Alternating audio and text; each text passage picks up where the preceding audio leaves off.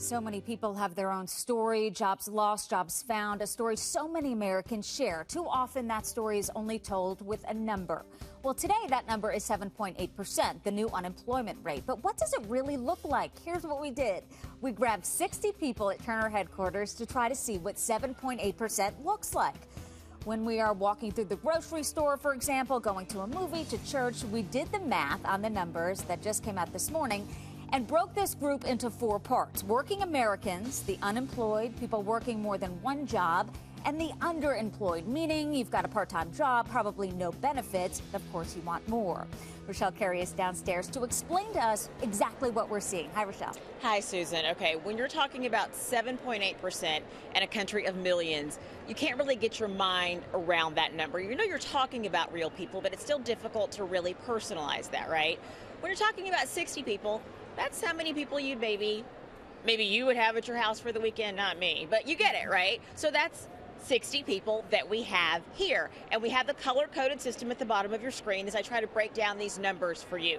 Try to break down the unemployment number. So just stick with me here, and I've got some notes because we're talking about a lot of numbers. So work with me. Okay, everyone who is wearing a green shirt here, those people have jobs. Well, this is not real life. Let me back up and explain. These are just volunteers, okay? For the purposes of our example, everyone who's wearing a green shirt out of these 60 people, those are people that would have a job.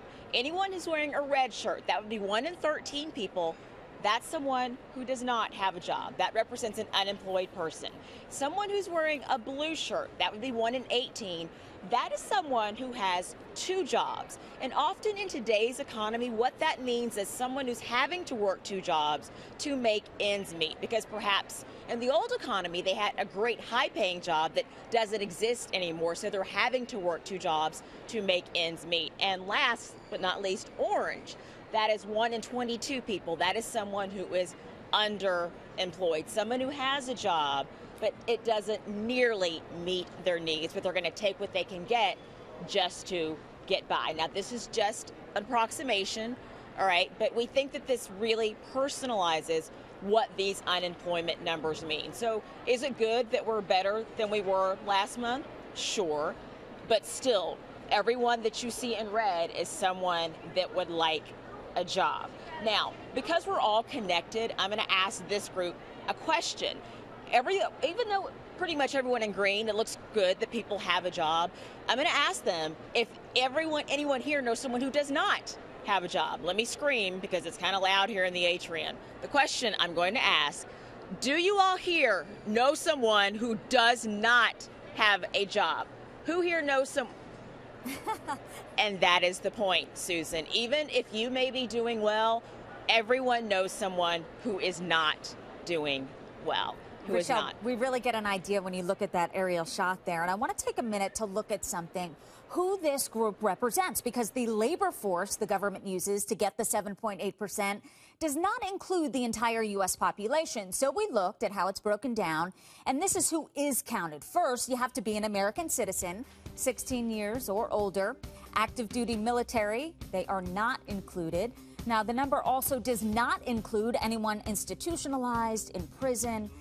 And lastly, this is a big one, to be considered part of the labor force, you must be looking for work actively. And Rochelle, that's a big one because it means stay-at-home moms are not included and people that are retired not included, and also anyone who has just really given up because they're discouraged. I have someone who has not given up, Susan. I have someone who is actively looking for work. Sherry Rivera, in the red shirt, is actively looking for work, and I thought she was the perfect person to ask this question to. Sherry, everyone is happy that the number is less than it was last month. It's 7.8%. What does that mean to someone who says, you know what, I still don't have a job? Well, it really means something very personal. But what many people don't realize is that older Americans who are having to rely more and more on jobs later and later in life are having a very hard time getting a job. How frustrating is that? Oh, extremely frustrating, because we have many, many skills to offer. Of course you do. And a lot of experience. But because hiring has become very impersonal, most of the time we have to apply on the internet, and they require your age. Now that's subtle, isn't it? Because it's actually against the law to require the age of somebody. But you know what happens? There's a little red star by all of the points or information that you have to fill out. And if you don't, guess what? They won't let you onto that next page. So what do? You're still trying. Well, you put on your best dress and you put on your best shoes and you say, the image that you have of me isn't Are y'all listening? right. It's the wrong image. And you go down there and you knock on their door. All right. On that note, I'm going to toss it back to you, Susan. I think that Sherry's got this crowd revved up, and they're going to go find jobs no matter what. Sherry is not giving up. Rochelle, thank you. Well, and she deserves that clap, right? For a complete breakdown of these numbers and what they really mean, just go to hlntv.com/makingit.